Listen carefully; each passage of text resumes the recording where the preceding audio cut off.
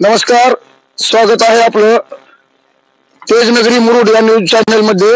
आणि बघा, सध्या आम्ही मुरुड शिवारात उभा आहोत आणि ही शेतकऱ्याची अवस्था आणि हे सोयाबीन, ज्या शेतकऱ्यानं आपला परपंच भागावा, आपली रोजीरोटी भागावी यासाठी सर्वतोपरी त्यांनी प्रयत्न करून सोयाबीन पेरलं होतं आणि या सोयाबीनची अवस्था बघा, सर्व पाण्यात गेलेला आहे।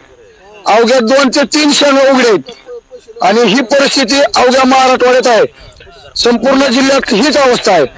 आपण पाहू शकता, आज गुडघे इतक्या पाण्यात उभं राहायची अवस्था आणि त्यांच्या शेतकऱ्यांच्या पिकात आपल्यासोबत बोलण्यासाठी शेतकरी आहेत। म्हणजे शेतकरी भाईसाहेब, काय सांगाल? विद्रूप दृश्य बघून अक्षरशः मन हेलावून गेलेलं आहे आणि एवढं कष्ट करून आता हातातोंडाशी तर सोडा, आता हे अक्षरशः बाहेर कसं काढायचं हाच शेतकऱ्यासमोर मोठा प्रश्न आहे। सरकार मायबापांना एवढीच विनंती आहे की शेतकऱ्यांची काय व्यथा आहे ज्या ऐकून घ्या। नमस्कार, सध्या आम्ही मुरुड शिवारामध्ये आहे आणि मी धन्यवाद प्रथमतः आपलं मानतो ते पुण्य तेजनगरी न्यूज या चॅनलचं, की त्यांनी शेतकऱ्याच्या बांधावर जाऊन इथं तुम्ही बाईट घेतात आणि आमचा आवाज तुमच्या चॅनलच्या माध्यमातून सरकारपर्यंत पोहोचवत आहात। मला तुम्हाला सांगायचंय की सध्या पंजाबमध्ये आणि महाराष्ट्रामध्ये अशी भीषण परिस्थिती आहे। शेतकरी उघड्यावर आलेला आहे, काडीनं रात्रंदिवस कष्ट करून हातातोंडाशी आलेला घास आज शेतकऱ्यांचा तुम्ही बघू शकता, शेतकऱ्यांचा घास तोंडाशी आलेला आज मातीमोल झालेला आहे। त्याच्यामुळे मला सरकारकडे असं आवाहन करायचंय की तुम्ही हेक्टरी जी 8,000 जे म्हणताय ते काय म्हणताय नेमकं? कारण महाराष्ट्राचं जे हे आहे, महाराष्ट्राचं जे इन्कम आहे ते 7 लाख कोटी रुपये आहे आणि पंजाब सरकारचं इन्कम बघितलं 2,36,000 कोटी रुपये आहे। म्हणजे एवढी मोठी तफावत महाराष्ट्रामध्ये आणि पंजाबमध्ये आहे। आणि तरी देखील पंजाब राज्यामध्ये त्या सरकारनं 50,000 रुपये हेक्टरी अनुदान शेतकऱ्याला जाहीर केलंय आणि महाराष्ट्र सरकार फक्त 8,000 रुपये देते। हे सरकारनं शेतकऱ्यांवर केलेला हा खूप मोठा अन्याय आहे आणि शेतकरी हा जगाचा पोशिंदा समजला जातो आणि आज या शेतकऱ्यावर अक्षरशः भीक मागण्यासारखी परिस्थिती निर्माण झालेली आहे शेतकऱ्यांकडे। आणि मी बघा, यांच्या मी भावना समजू शकतो आणि या ठिकाणी थोडेसे इमोशनल होताना पण दिसत आहेत आणि ते बघा खरोखरच आहे, हे काय चुकीचं नाही किंवा आम्ही काय आमचं आहे त्याच्यामध्ये आता किती पाणी साचलेलं आहे। ते बघा, हे स्वतः शेतकरी आहेत आणि कष्ट करून कसं काय करायचं आम्ही हे सगळं जोपासलं होतं। काय सांगाल आता? काय तुम्ही जा अवस्था बघायला कशी आहे, काय त्यात कसं काढा येईल माणसाली किंवा काय याच्यात राहिले का?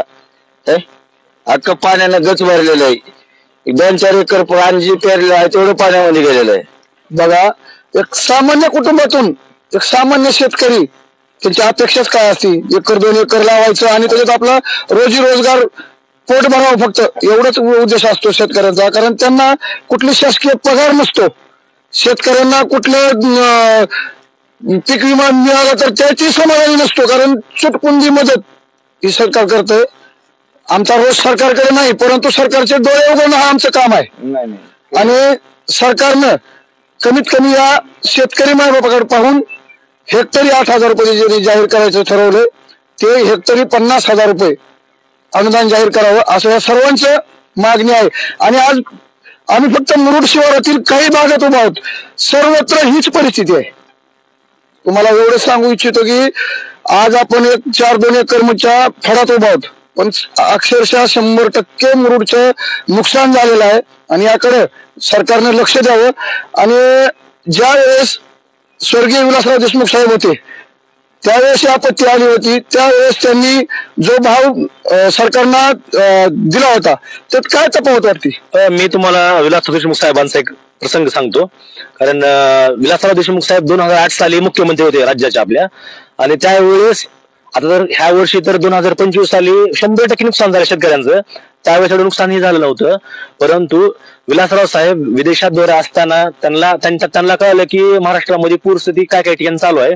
तर ही त्यावेळेस स्वर्गीय विलासराव देशमुख साहेब मुख्यमंत्री असताना एकरी 8,000 रुपये, आणि तुम्ही बघू शकता, तुम्ही त्याबद्दल ती माहिती काढा की एकरी 8,000 रुपये विलासराव देशमुख साहेबांनी जाहीर केलं होतं। आणि आता 16-17 वर्षानंतर 2025 साली हे सरकार एकराला 4,000 रुपये दिले। त्या 4,000 एकरामध्ये नेमकं शेतकऱ्यांचं काय मिळणार आहे ह्या शेतकऱ्याचा, मी शेतकरी म्हणून सरकारला प्रश्न आहे। आणि शेतकऱ्याला खरंच तुम्ही अन्यायकारक रीतीने अन्यायकारक पद्धतीने तुम्ही शेतकऱ्याला राबवता हे या ठिकाणी समजते सगळ्यांना.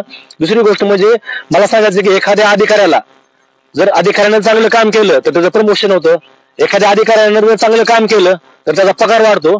पण माझा हा पोशिंदा, जगाचा पोशिंदा समजणारा हा शेतकरी जोमदार एकदम रात्रंदिवस कष्ट करून हा शेतकरी आपल्या शेतामधला हा माल वाढवतो आणि त्याचं धान्य अन्नधान्याची किंमत निम्म्याहून कमी येते. म्हणजे ह्या देशात आणि या राज्यामध्ये शेतकऱ्याला किती मोठे अन्याय आहे हे स्पष्टपणे आपल्याला समजते. बघा, आमचं न्यूज करण्याचं कारण एवढंच होतं की या माध्यमातून त्या सरकारने त्या शेतकऱ्यांकडे एक व्यवस्थितपणा आणून एक व्यवस्थित आखणी करून त्यांना योग्य ती मदत मिळावी.